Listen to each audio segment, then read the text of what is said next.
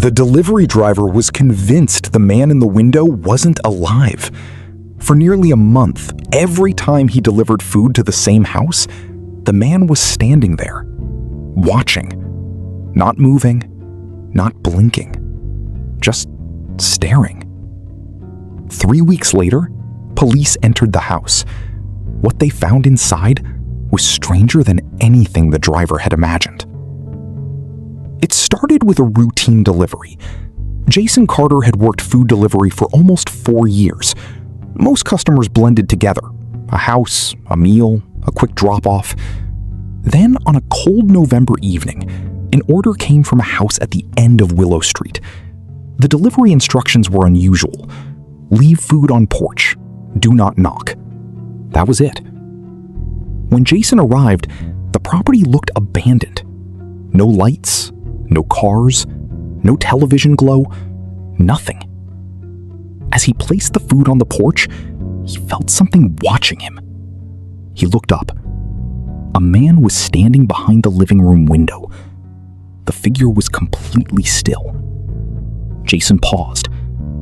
The man stared back. No smile, no wave, no reaction.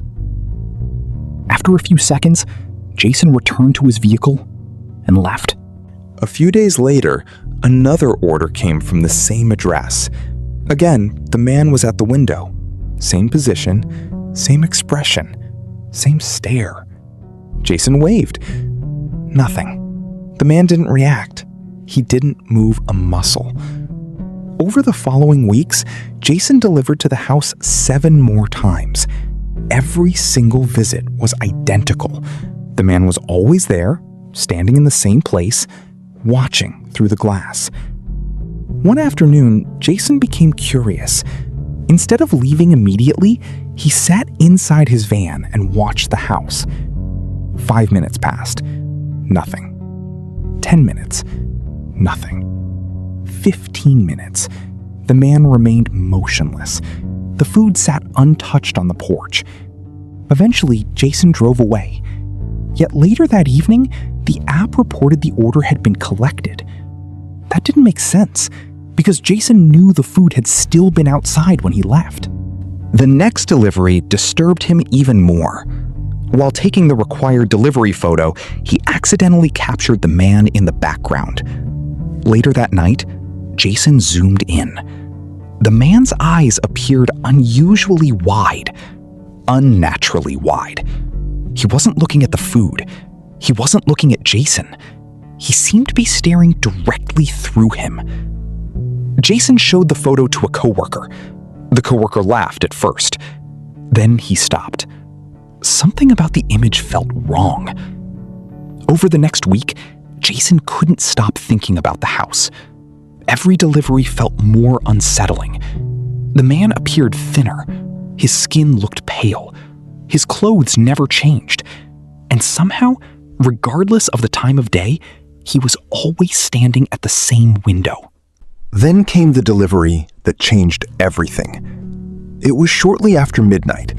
Heavy rain covered the street. As Jason approached the house, he immediately noticed something unusual. The previous deliveries were still sitting on the porch. Food containers, drink cups, takeout bags, some appeared to have been there for days. The front yard looked neglected. The grass had grown high, newspapers were piled near the door. Yet the man was still standing at the window, watching. Jason felt a chill run through him, because for the first time, he realized something. If the food wasn't being collected, then who had been marking the deliveries as completed? He quickly placed the new order down. Before leaving, he looked toward the window one last time. The man hadn't moved, not even slightly. Jason got back into his van, but instead of driving away, he called emergency services. He explained the situation: the strange customer, the untouched food, the man who stood at the window every day. The operator agreed to send officers. Police arrived less than 20 minutes later. Jason remained nearby. he watched as officers approached the house. They knocked repeatedly. No answer. One officer peered through the window, then stepped back. The expression on his face immediately changed. Moments later, they entered the home. Paramedics were called shortly afterward. The man was alive. Barely. He was discovered standing beside the same window, extremely dehydrated, severely malnourished, confused and unable to answer basic questions. Paramedics later stated they had never seen someone remain in such poor condition while still conscious. He was rushed to a hospital. For Jason, the mystery seemed over until the hospital report was released. Doctors determined the man suffered from a severe neurological and psychiatric condition that had gone untreated for years. The disorder could leave him trapped in repetitive behavior patterns, sometimes for hours, sometimes for days. In extreme cases, patients could remain in one position for extraordinary lengths of time. But that still didn't answer the biggest question. Why the window? Why that exact spot? The answer came from investigators examining the house. Inside, they found almost no furniture, no family photographs, no decorations. Only one thing stood out: the wall beside the window.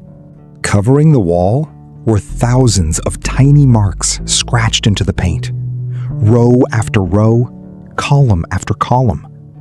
Some faded, some fresh. Investigators eventually counted them.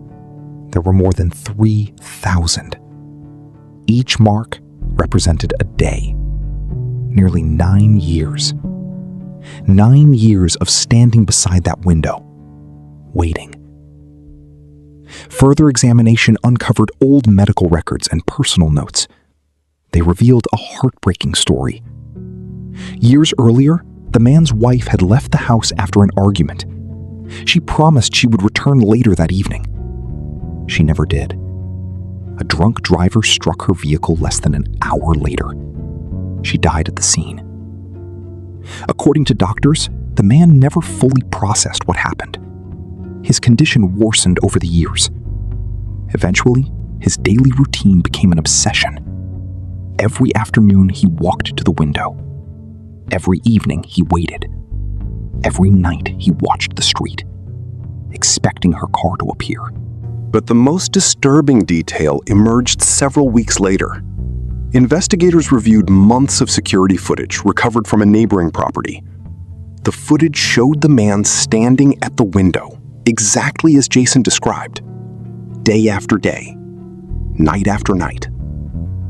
Then analysts noticed something. There were periods when the man wasn't inside the house.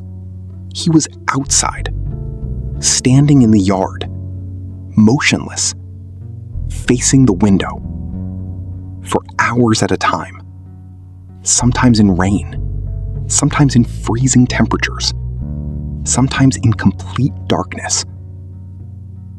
When doctors reviewed the footage, they believed he was experiencing severe episodes during which he became disoriented and confused about his surroundings. He wasn't watching the street anymore.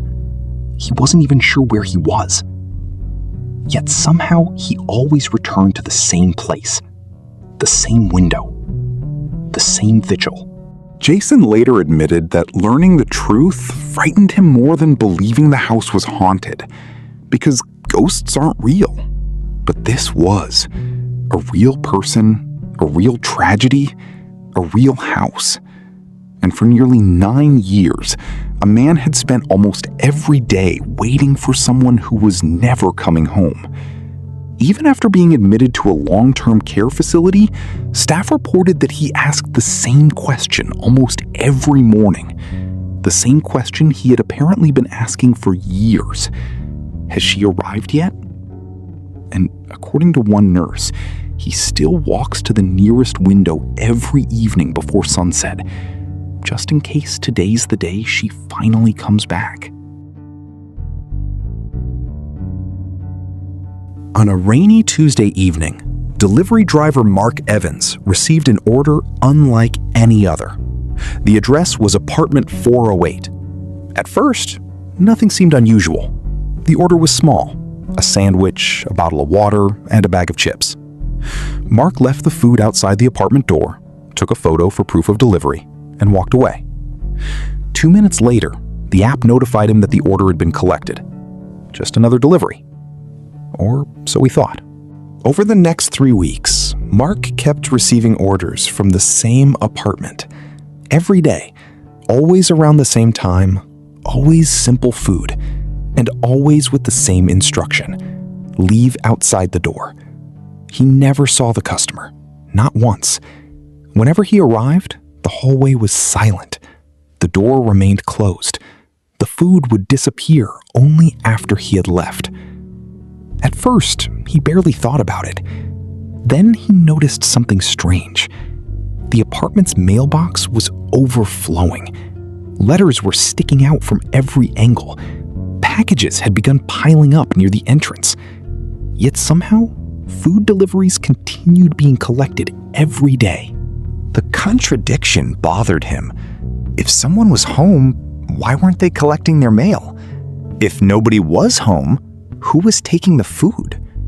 Still, it wasn't his business, so he kept delivering. A week later, another resident stopped him in the hallway. She pointed toward apartment 408. "Have you seen the man who lives there lately?" Mark shook his head. The woman frowned. "Neither has anyone else." According to neighbors, the resident, Daniel Mercer, had not been seen for weeks. Some assumed he was traveling. Others assumed he was avoiding people. But there was another problem. A strange smell had started spreading through the 4th floor. Building management initially blamed old plumbing. Maintenance workers checked the pipes. Nothing was wrong. The smell only grew worse. Days later, several residents filed complaints. One neighbor described it as the smell of something rotting. Management attempted to contact Daniel. No answer. Phone calls went straight to voicemail. Emails received no response. Yet the food orders continued. Every day, collected within minutes, as if someone was still living inside. Finally, a welfare check was requested. 2 police officers arrived the following afternoon. They knocked repeatedly. No response. Fresh food containers sat outside the apartment. One had been delivered earlier that morning. When nobody answered, management unlocked the door. The moment officers stepped inside, they knew something was wrong. The smell was overwhelming. Inside the bedroom, they found Daniel Mercer. He was dead. The apartment showed no signs of violence, no signs of a struggle, no evidence of forced entry. At first, it appeared to be a tragic but straightforward case. A man had died alone. Then, the medical examiner released a preliminary report. According to the examination, Daniel had likely been dead for more than a month. The room fell silent because everyone immediately realized what that meant. The food deliveries? For more than a month, orders had continued arriving at the apartment. Someone had been placing them. Someone had been collecting them. Yet the apartment contained only one body, Daniel's. Investigators searched every room.